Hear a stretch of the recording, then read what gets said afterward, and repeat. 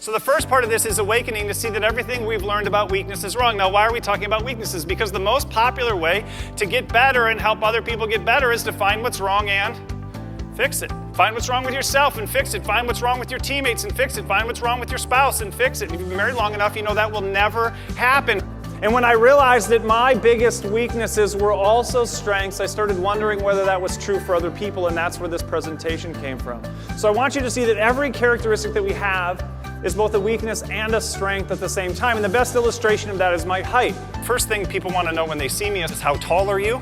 And the answer to that is I'm 6'6", but I'm 6'9" in heels. Well, one of the places it's not good to be tall is on the airplane. And some people have accused me of exaggerating this next part, which is why I've taken the liberty of an airplane bathroom selfie.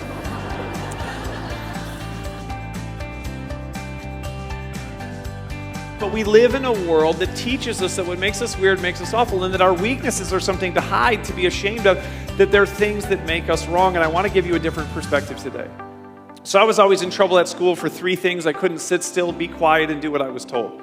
That means teachers didn't like me very much. They called me obnoxious, rebellious, inappropriate, immature, told me I had no self-discipline and no self-control, and if I couldn't fix those things, I was going to end up homeless and living in a van down by the river. Parents, teachers, employers all teach us that if we can find and fix our weaknesses, that's the way we'll find success.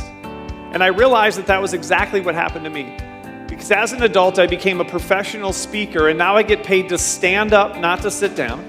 I get paid to talk and not to be quiet. I get paid to run my own business and not to do what other people tell me to do. It turned out that every one of my weaknesses was also a strength.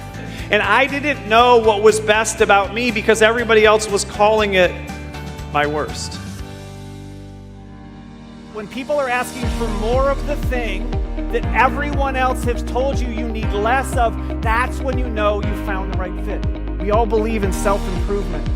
But maybe self-improvement isn't about changing ourselves.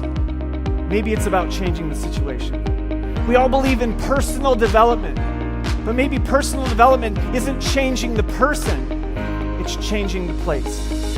Because in the right situation, our weaknesses become strengths.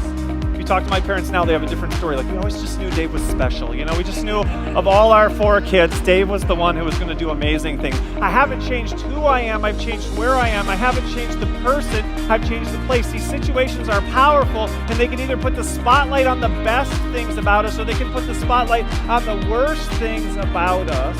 And the biggest mistake we make in this world is we say something's wrong with that person, instead of saying there's a bad fit between who that person is and where that person is.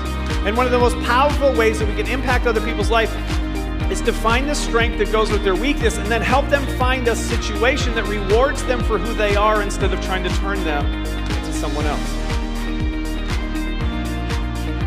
And here's what I hope happens today.